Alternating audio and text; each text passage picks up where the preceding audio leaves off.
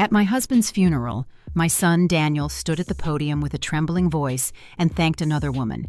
"She was the one who was truly family to us," he said.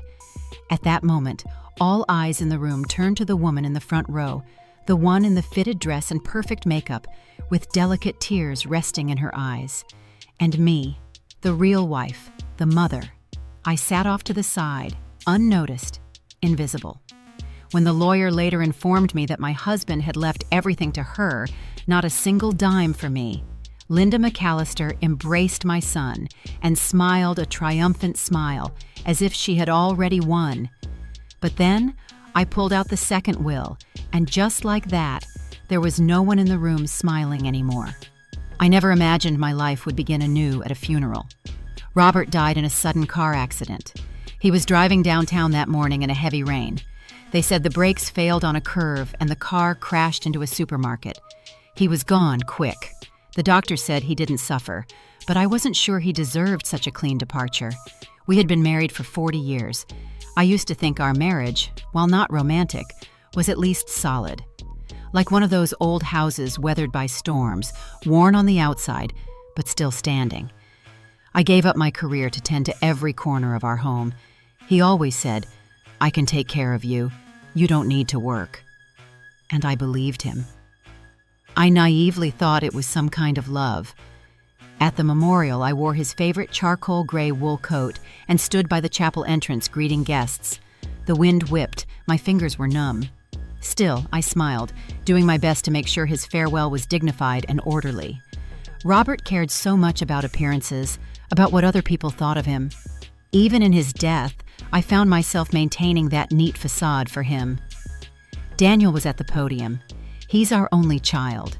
He turns 33 this year and is a back-end engineer for a tech company. He wore a sharp, dark suit. His face was solemn, and his voice was as steady as always. After reading a tribute to his father, he paused, and his eyes reddened.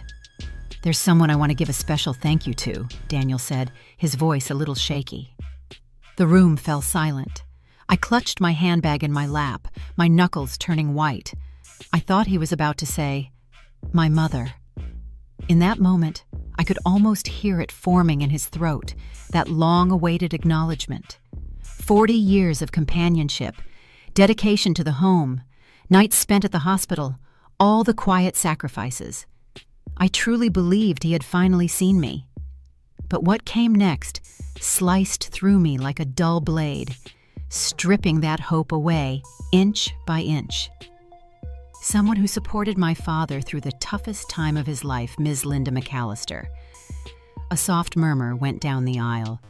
From the front row, a woman stood up and dabbed her eyes, nodding politely. She wore a deep emerald green wool coat, black heels, flawless makeup, and perfectly coiffed hair. As she sat down, those around her turned to look, curious and surprised. I felt sound explode in my ears like a detonated silence.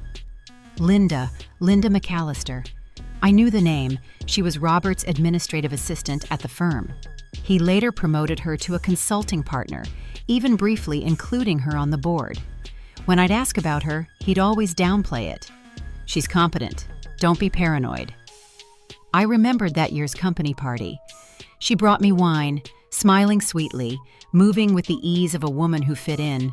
I dismissed her at the time as just another sycophantic employee. Looking back now, how ironic.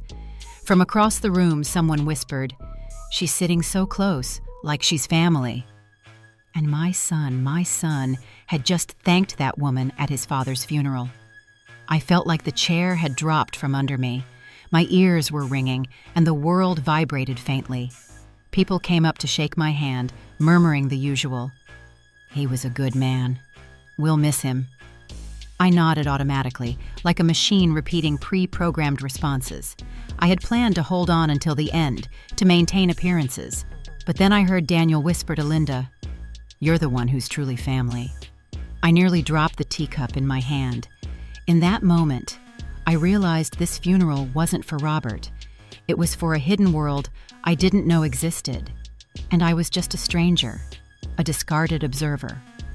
That night, back home, I sat in the empty living room. As I took off the coat, I saw that the satin ribbon was wrinkled, as if the last vestige of my marriage's dignity had been accidentally snapped. I sat at the dining room table and stared at the row of empty chairs. Robert's seat was still in its place. I hadn't moved it. For decades, he'd always sat there, hand on the armrest, waiting for me to bring him his soup. Now it was just alone, and the armrest had gone cold. There were still bottles of his favorite beer in the fridge. I never liked the brand, it was too bitter, but he'd buy a six-pack every week, just for him. Turns out, habit is the cruelest prison. I didn't sleep that night. I pulled out some old photo albums. In the photos, we were still young. There was light in his eyes. I smiled easily back then. I even found an old employee ID from when I was a financial consultant at his firm. Short hair, self-assured, always seated second from the right at every board meeting. Then he told me, "You should quit. I'll take care of everything." And I, foolishly, listened. I closed the album and poured myself a glass of water. The kitchen clock ticked. I realized all the pride, all the patience I had once poured into keeping our marriage intact had been buried the moment he died. What I didn't know, however, was that beneath all this was a deeper betrayal. The next morning, every word I heard in the lawyer's office felt like a line from a life script I was never invited to read. The air smelled faintly of ink and old wood cabinets. A faded print of the Constitution hung crooked on the wall, and sunlight filtered through the blinds, slicing the floor into narrow strips of light. It was the law firm Robert had designated before his death. The lead lawyer was a man in his 50s with a slow, heavy voice. Every syllable was drawn out as if to underscore something unsaid. Pursuant to the will signed by Mr. Robert DeSmith 3 years ago, he began with mechanical calm, the majority of his assets, including the main residence in Summerball, the vacation property in Nantucket, and the remaining balance of his personal accounts, shall be inherited by Ms. Linda McAllister. I wasn't just stunned. I felt like I'd been pushed off the main stage of my own life, left standing behind the curtain in a dead spotlight, unsure if I had ever truly played the part I thought was mine. I turned to look at Daniel. He sat ramrod straight, his gaze fixed forward, as if he were listening to a quarterly financial report. His fingers were perfectly interlocked. Not a hint of surprise, not a shift in his expression, as if he had known all along. When the reading was over, I stood up and walked over to him.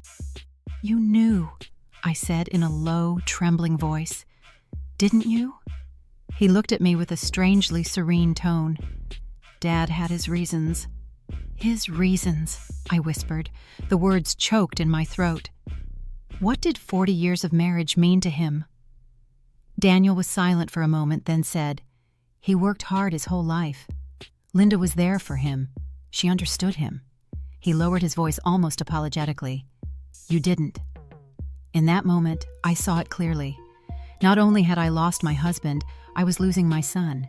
He wasn't defending his father's memory. He was redrawing the family tree and erasing me from the map. When I got home, I stood in the driveway for what felt like an eternity, the weight of my handbag numbing my arm. I went into the bedroom and opened Robert's closet. His shirts, ties, and wool vests were still perfectly arranged with that familiar scent of refined decorum. But what lies were woven into those fibers? When did he decide I was no longer family? Was it the year I forgot to buy his favorite wine for our anniversary? Or before that, when I quit my job as his financial consultant and just became a housewife? I started searching through the drawers for proof I wasn't crazy. Old ledgers, photos, receipts, old business cards. In the kitchen drawer, I found a folder of letters Robert had kept. One was from the Nantucket Property Management Company. The date was 6 years ago. The recipient, Linda. My hands were shaking. I had been to that house by the sea countless times, not realizing I was just a guest. That afternoon, I walked across the street to visit Giselle, our longtime neighbor. She was a widow in her late 70s with a sharp memory and a garden brimming with roses. When I mentioned Linda's name, her face stiffened. "Linda, Wasn't she the one Robert would take to those symphonies? She asked, raising an eyebrow. You didn't go with them? I forced a smile. My mouth was dry. I never really liked social events much. Giselle shifted in her seat. Oh, I always thought they were an item. She's been on this street several times.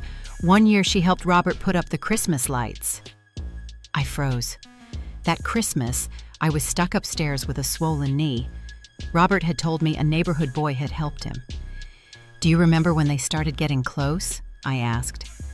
Giselle stirred her tea, thinking, at least 10, maybe 15 years ago.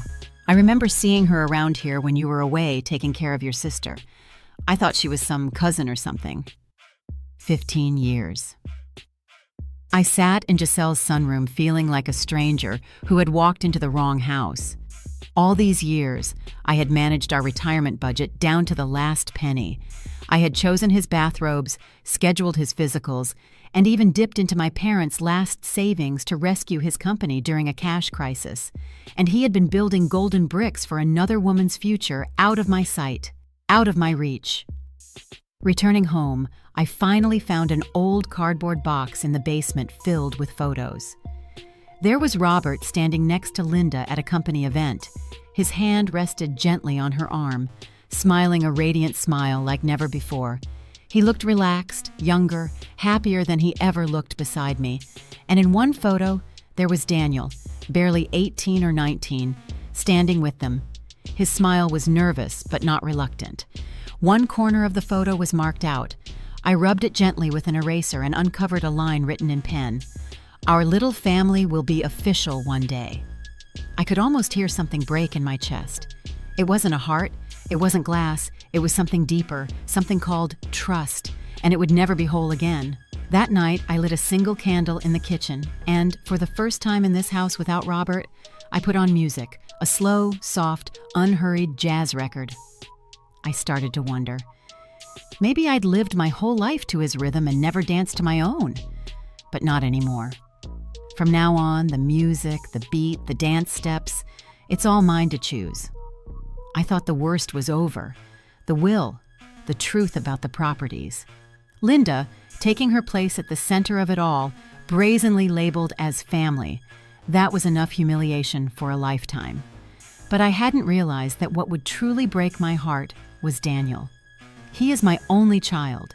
I had believed that however unrecognizable the rest of the world became, he would still be mine. We agreed to meet at the town cafe, the one where he used to get caramel dessert as a little boy. He showed up in a trench coat, his demeanor stiff and formal, as if he were preparing for an interview, not to meet his mother. Before I could sit down, he placed his phone face down on the table. He always did that, a subtle signal that any buzz could be a reason to abandon the conversation. Why did you send Linda a legal notice? He asked bluntly. I took a deep breath and looked him in the eyes. Do you think I shouldn't have? He shrugged. She didn't hurt you. Dad gave her the money. It was his decision. Suing her just makes everyone uncomfortable. Uncomfortable, I said, my voice cracking with disbelief. Daniel, your father deceived me for decades. I gave up my career for this family, my friends for you. I even sold my mother's emerald ring just to pay your college tuition. Do you know what that ring meant to me? Daniel frowned, exhaling with visible irritation. You always bring it up, like I owe you something. That hit me like a dull blow to the chest. It wasn't anger, not even an argument, just distance, a cold and definitive distance. Dad told me, Daniel said after a pause, his voice dropping, that the happiest years of his life were with Linda. She understood him. She respected him. She didn't always question and criticize him like you did. I questioned him because he stopped respecting me, I said, gritting my teeth. I criticized him because he was wrong. Daniel shook his head as if he were listening to a meaningless sermon. You're too traditional, Mom. You've always believed that making sacrifices is a virtue, but Dad didn't need that kind of love. That's when I understood. It wasn't a sudden revelation for him. He had been thinking this way for a long time. He just hadn't said it until now. I looked at him for a moment. All I could see was the boy he used to be. The boy who breathed raggedly during asthma attacks while I sat by his bed all night. The teenager who was bullied in school, whose dignity I defended as if it were my own. The 17-year-old whose heart was broken for the first time, and who curled up next to me on the backyard bench in silence until the stars came out. Did he remember any of that? I reached into my purse and pulled out an old, faded photograph. "That summer when you were 2, we went to the beach," I said, sliding the photo across the table. "Your father backed out at the last minute for work, so it was just the 2 of us." In the photo, he's wearing bright red swim trunks and standing on wet sand with a trail of tiny, wobbly footprints behind him. "You were terrified of the waves. You'd hold onto my neck and just scream, 'Mommy, Mommy!' You didn't know much about the world back then, but you knew where safety was." Daniel looked down and said nothing. "I know you idolize your father," I continued. "He was always elegantly turned out, never raised his voice, always said the right thing. But did you ever think that maybe I set the foundation for that elegant man to exist?" He looked up. There were no tears, no remorse, just a flicker of hesitation. "Dad did what made him happy," Linda said. "She made him feel needed. You were just too strong." Too strong. That was what I was. I thought about those nights spent balancing overdue accounts, the afternoons I cooked with a fever, the years I held back tears at Robert's cold silences and kept smiling anyway. That's what he meant by too strong. I put the photo back in my wallet and stood up. My voice sounded calm, but it had a deep firmness. "You're right. I was too strong, and starting today, I'll save that strength for myself." Whatever he said after that, I didn't hear it. I walked out the cafe door into the parking lot. It had started to rain. The drops hit the windshield with a slow, relentless rhythm, an orchestra made entirely of silence. I slid into the driver's seat and wrapped my hands around the steering wheel, pausing for a long moment. I didn't cry. I didn't fall apart. I just sat there, realizing that what I had lost wasn't just a husband. I had lost my marriage, my family, even my son. But in that same breath, I understood something else. I could no longer wait for someone else to tell me who I was. It was time to live for myself. At first, I thought Linda was just a late-life accident in Robert's story, a calculated opportunist, a woman who slipped in through the cracks. But now I see things clearly. She was never an accident. She had planned everything. On a rainy afternoon, I sat at the kitchen table with a mug of cold coffee in my hands, looking at her public Facebook profile. Her profile picture showed her on the beach, smiling softly, the background edited with a tasteful blur, as if she didn't want anyone to see what was truly behind her. Her bio said, "Consultant in the architecture sector, lover of classical music and community service, grateful for life's tender company." I clicked on her photo albums.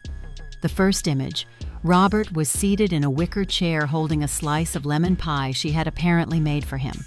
The text said, "His smile is my favorite reward." The date stamp said it was 6 years ago, the same year I was bedridden with arthritis. Robert had told me then that work was overwhelming and he would be traveling a lot. I believed him. I thought he was simply evading the burden of caring for someone, but now I knew. He wasn't escaping me. He was living somewhere else without me. I scrolled down and found more images both familiar and strange at once. There was Robert standing in Linda's living room in the wool jacket I had given him. There he was, helping her plant flowers and arrange bonsais in her garden. And then a video came up. Robert was toasting her with a Christmas song playing softly in the background. Daniel was there. I froze. My hand hovered over the touchpad. Daniel, who was still in college at the time, had slightly longer hair and a shy, boyish face. Linda had her arm around his shoulder and said, laughing, "Your dad should be proud of you." That's when I understood. Linda was never just Robert's secret. She had been positioning herself for years as part of our family. And I was the woman she planned to displace. I called Ruth.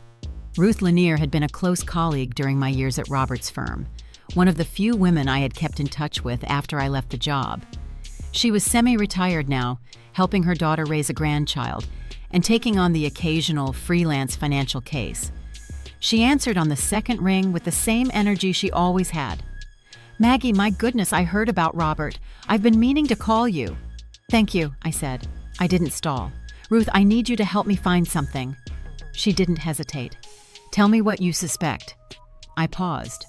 My voice sounded calm, but it was firm.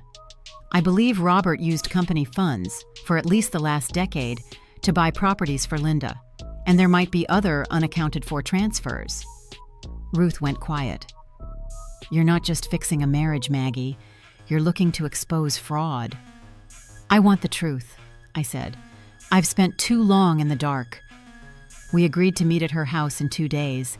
In the meantime, I became a woman on a mission. I went to the local library and looked up Linda's property records in Summerball.